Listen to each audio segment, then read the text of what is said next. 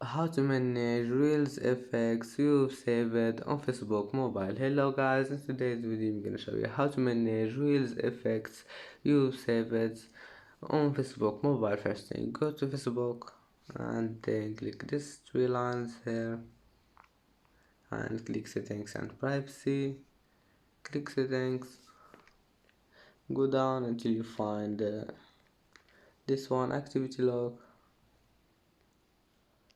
and click here, group, communities, events and reels, and here you will find it, reels effects you saved. And that's it for today's video. If you like this video, please don't forget like and don't forget to subscribe, and see you in the next video.